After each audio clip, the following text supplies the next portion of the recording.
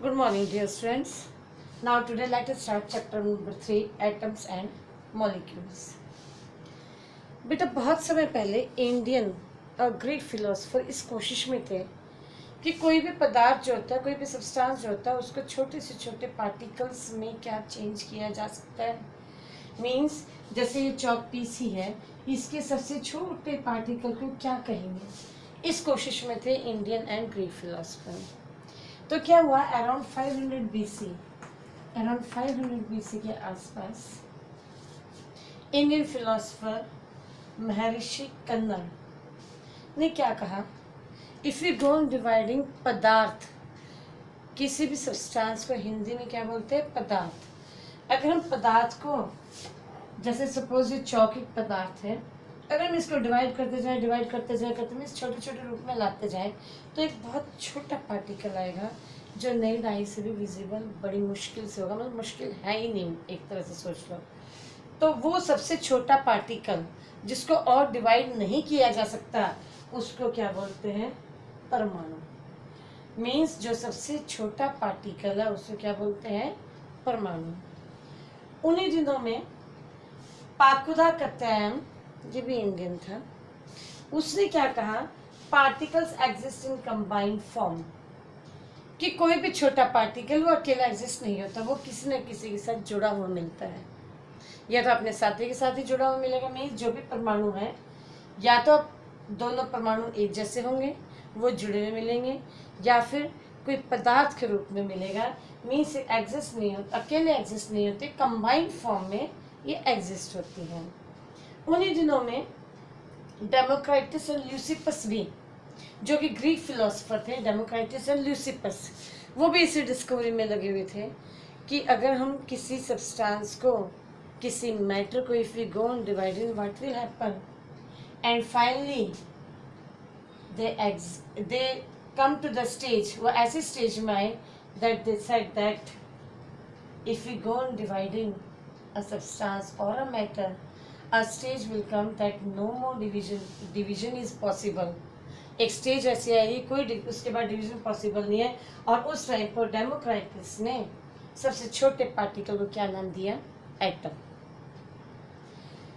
Antoine L Lavoisier और Joseph L Proust, ये थोड़ा बाद में है, पहले एंटोनी एल लेवोशियर पहले ये आया। इसने क्या किया, इसने जब ये डिस्कवरी हो गई कि एटम्स होते हैं, एटम्स मिलकर के मॉलिक्यूल्स बनाते हैं, मीन्स जब ये एलिमेंट्स और कंपाउंड्स की धीरे धीरे डिस्कवरी हो गई, एलिमेंट जैसे ऑक्सीजन है, ऑक्सीजन हाइड्रोजन के साथ मिलकर के पानी बनाता है, मीन्स ये एलिमेंट हो गया और ये कंपाउंड। जब एलिमेंट और कंपाउंड की डिस्कवरी होगी, उन्हीं दिनों में एंटोनी एल लेवोशियर ने केमिकल साइंसेस की डिस्कवरी की। केमिकल साइंसेस मीन्स केमिस्ट्री की नींव रखी, तभी इसको हम फादर ऑफ केमिस्ट्री भी कहते हैं। मतलब उस टाइम पर केमिस्ट्री की शुरुआत की, कि साइंस की एक ब्रांच है जिसको हम केमिस्ट्री कहते हैं। फिर एंटोनी एल लेवोशियर और जोसेफ एल प्रूस्ट ने मिलकर के लॉज ऑफ केमिकल कॉम्बिनेशंस दिए। तो हमारे यहाँ पर, हमारे यानी पूरे वर्ल्ड में there are 2 laws of chemical combinations. Number 1 law of conservation of mass and number 2 law of constant proportion. We will discuss one by one.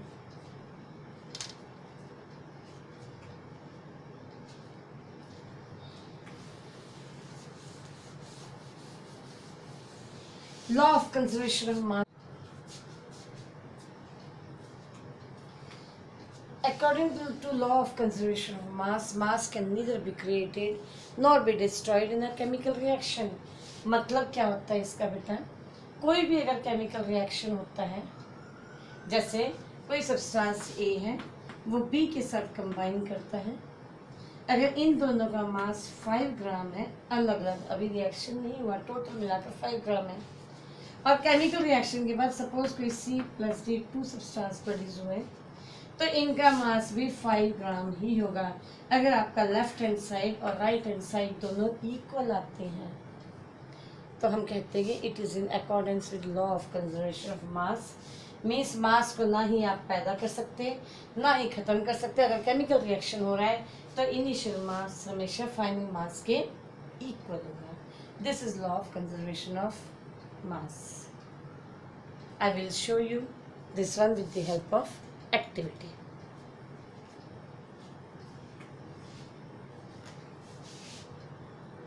Dear students, I am going to show you an activity related to law of conservation of mass. Here, this is weighing machine. These are two salts. This one is common salt and this is lead nitrate. I will show you that the total mass of the reactant is equal to the mass of product, which is in accordance with law of conservation of mass. I am dissolving both of these salts in water.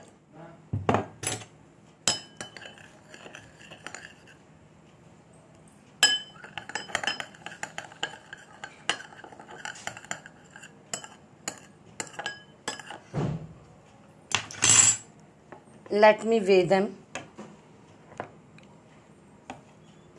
Their initial mass is 244.1 or 0. Let me weigh one by one. The mass of this one with bowl is 122.0. Along with this it become 244.1.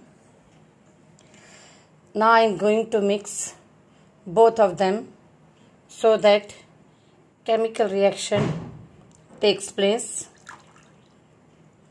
This is also a precipitation reaction. You can see the final mass of the product is 244.1. So it is in accordance with law of conservation of mass.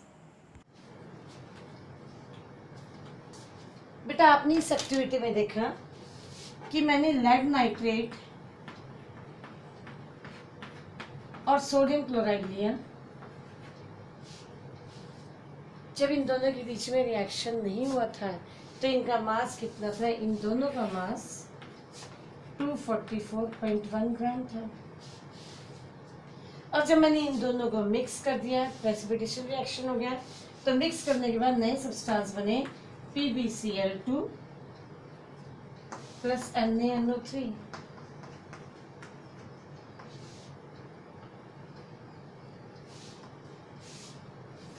तो यह आपके सामने new substance ने lead chloride and sodium nitrate. इनका भी मास आपने क्या देखा? इन दोनों का भी मास कितना था? 244.1 gram. So this was in accordance with law of conservation of mass. तो ध्यान रखना बेटा, ऐसे ऐसे क्वेश्चन आपको मिलते हैं। उन क्वेश्चंस में क्या आता है कि आपको लेफ्ट हैंड साइड में जो रिएक्टेंट्स होते हैं उनका मास दे दिया जाता है। जैसे लेफ्ट हैंड साइड में A plus B give C plus D plus E। Suppose product 3 मिल रहे हैं या इधर 3 है उधर 2 है, आपको इन सब का मास दे दिया जाता है और ये पूछा जाता है are they in accordance with law of conservation of mass. आपको क्या करना है? लेफ्ट हैंड साइड जिसे हम रिएक्टेंट बोलते हैं उधर का मास टोटल करो। राइट हैंड साइड में ईच कंस्टिट्यूएंट का मींस जो भी आपका प्रोडक्ट मिला उसके मास को टोटल कर दो, तीनों का मास टोटल कर दो। If left hand side is equal to right hand side then we say that it is in accordance with law of conservation of mass. Now second law,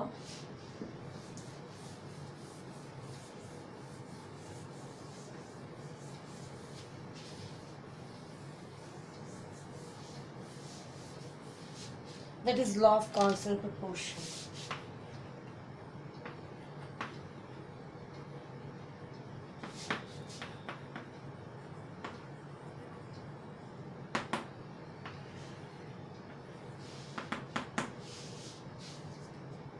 In a chemical substance, elements are always present in a definite proportion by mass. ये बोलते हैं, आप अपनी book का page number 32 खोलो। In a chemical substance, elements are always present in a definite proportion by mass. क्या मतलब हुआ समझो पहले। In a chemical substance,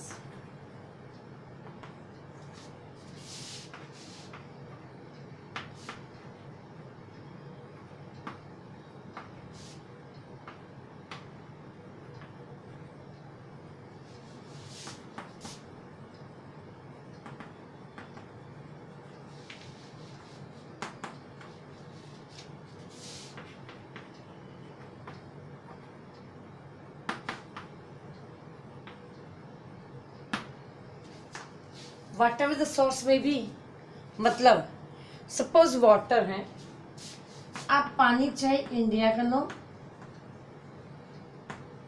चाहे अमेरिका का लो, चाहे लंदन का लो, चाहे न्यूजीलैंड का लो, पानी का सब जगह फॉर्मूला H2O ही रहेगा। मीन्स उसके अंदर हाइड्रोजन और ऑक्सीजन की जो क्वांटिटी है वो सेम रहेगी, आप उसको चेंज नहीं कर सकते। उसके मास की जो रेशियो है वो सेम रहेगी।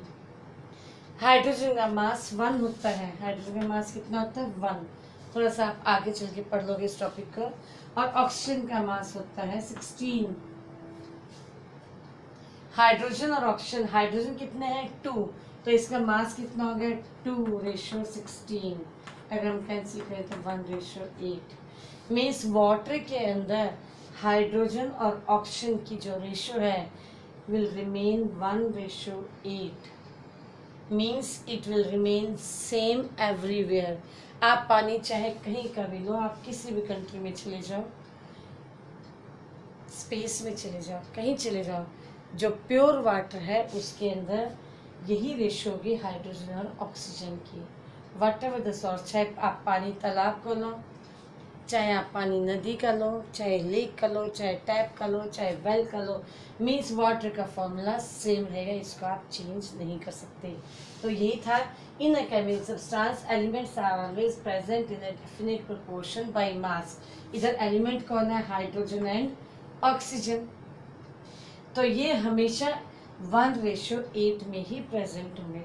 आप ऐसा नहीं कह सकते कि मेरा तो फॉर्मूला वाटर का H3O है, आप अपनी मर्जी नहीं चला सकते इसके अंदर, ठीक है। सिर्फ हाँ ये है कि आप कह सकते हो कि थोड़ा सा पानी के टेस्ट में डिफरेंस है। पानी के टेस्ट में डिफरेंस इसलिए होता है बेटा क्योंकि उसके अंदर कुछ डिजॉल्व साल्ट्स होते हैं। आप अपने ही घर में आरओ का पानी पीकर देखो और डायरेक्ट टैप का पानी पी करके देखो, उसमें डिफरेंस लगेगा आपको। टैप के पानी में डिजॉल्व साल्ट्स होते हैं और आरओ का पानी थोड़ा हल्का लगता है, क्यों? क्योंकि उसके अंदर से डिजॉल्व साल्ट्स फिल्टर हो जाते हैं। जो प्योर वाटर है उसका फॉर्मूला हमेशा H2O रहेगा। अगर साल्ट चलेगी तो then it become a mixture. One more example, let me take NH3, ठीक है। नाइट्रोजन का मास होता है 14 किसका है, नाइट्रोजन का, और हाइड्रोजन का होता है 1, तो 1 × 3 कितना आएगा 3, तो 14:3। अमोनिया के अंदर हमेशा नाइट्रोजन और हाइड्रोजन की जो रेशियो है विल रिमेन 14:3, हम उसे चेंज नहीं कर सकते, ठीक है। तो this is law of constant proportion according to which elements are always present in a definite proportion by mass, किसमें, in a chemical substance whatever the source may be. So this was all about law of constant proportion. With this both the laws are covered.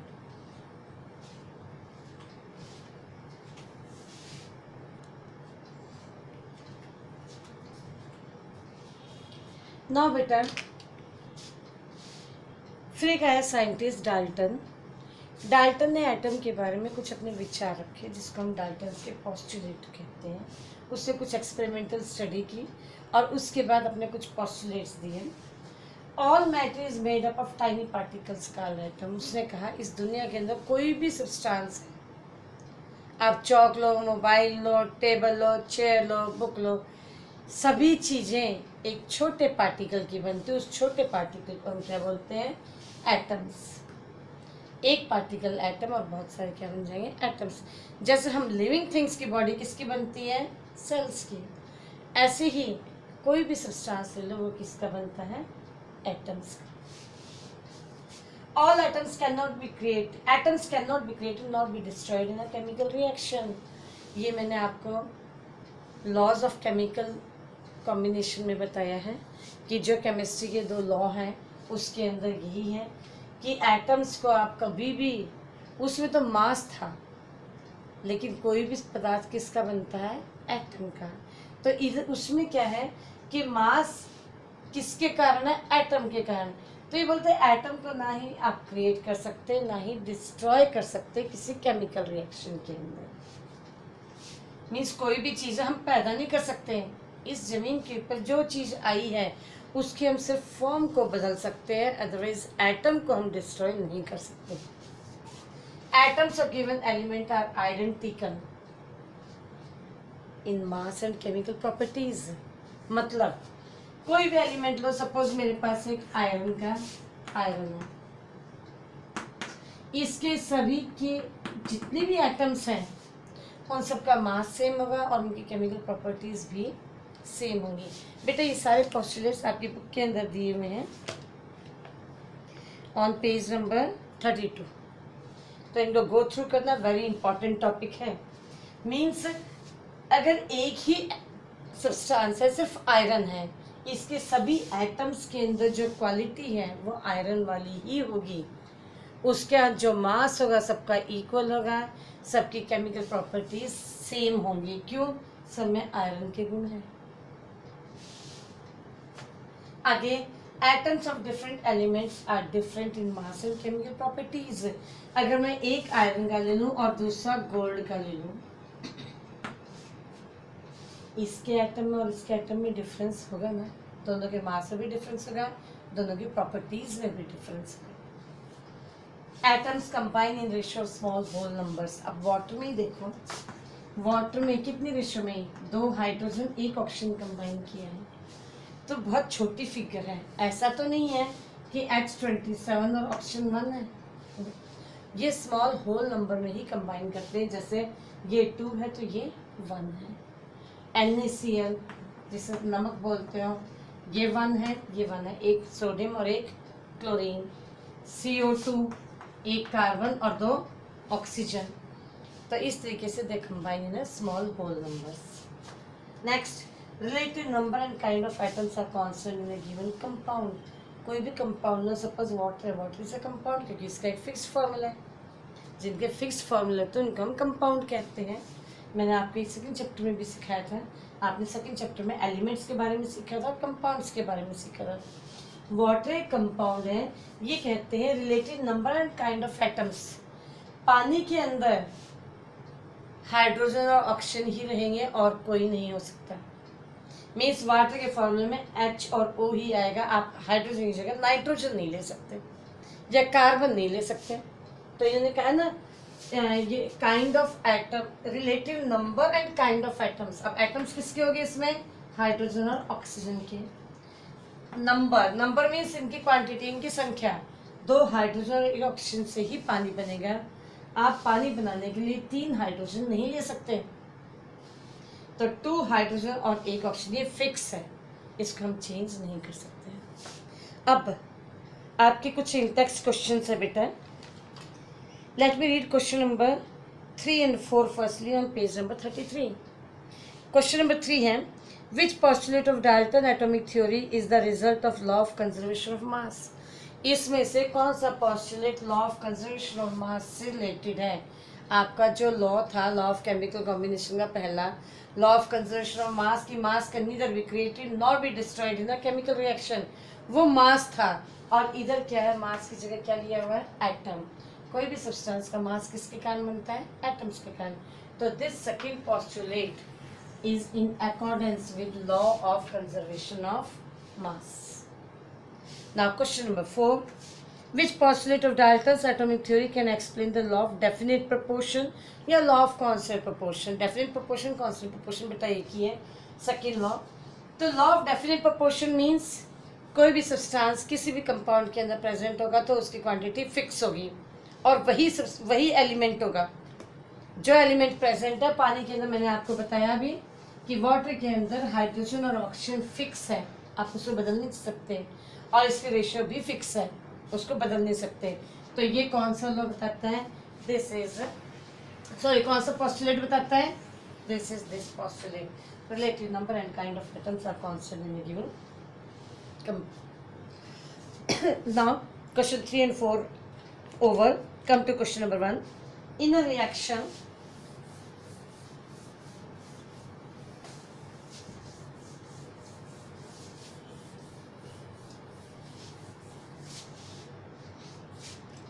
In a reaction, 3.5 gram of sodium carbonate Na2CO3. This is question number 1 on page number 32.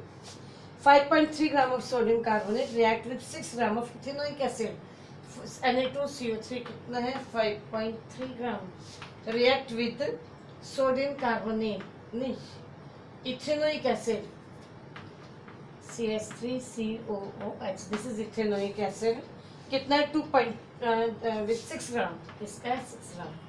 To give 2.2 gram of CO2, 0.9 gram of water. क्या क्या दिया है? CO2, water, और third substance के 8.2 gram of sodium ethanoid. CH3COO. अब देखो कितने कितने ग्राम है. ये है 2.2 ग्राम. वाटर है 8.2 ग्राम, और नहीं, वाटर 0.9 है, 0.9 ग्राम, और ये है 8.2 ग्राम. अब क्वेश्चन में ये पूछते हैं, show that these observations are in agreement with law of conservation of mass. आपको क्या करना है? लेफ्ट हैंड साइड का मास टोटल करो. 5.3 और 6 कितने हो गए? 11.3 ग्राम हो गए. इधर का टोटल करो. 2.2, 0.9, 8.2, again 11.3 gram. Means mass of reactant is equal to mass of product. ये रिएक्टेंट होते हैं, लेफ्ट हैंड साइड वाले को रिएक्टेंट और राइट हैंड साइड वाले को product. Here mass of reactant is equal to the mass of product. So it is in agreement with the law of conservation of mass. आपको इसके बाद लिखना होगा कि mass of reactant equal to mass of product. So So it is in accordance with law of conservation of mass. Next question. Hydrogen and oxygen gas combine in a ratio 1:8. ये बोलते हैं hydrogen और oxygen ये दोनों gas है 1:8 में combine करें. This is question number 2. Question आगे. By to form water, जब ये कंबाइन करते तो क्या बनाते हैं? What mass of oxygen gas would be required to react completely with 3 gram of hydrogen? अगर हमारा हाइड्रोजन 3 ग्राम हो जाता है, मीन्स 3 गुना हो गया, तो what will be the quantity of oxygen? उस समय पर इसके साथ ऑक्सीजन कितनी रिएक्ट करेगी? अगर 1 ग्राम हाइड्रोजन के साथ 8 ग्राम ऑक्सीजन रिएक्ट करती है, तो 3 ग्राम के साथ कितनी करेगी बेटा? 8 × 3 = 24 ग्राम. क्योंकि 1:8 की है ना, तो ये कितना आ जाएगा? 3:24. So answer will be 24 gram of oxygen reacts with 3 gram of hydrogen. So this is all about law of chemical combinations and Dalton's postulate.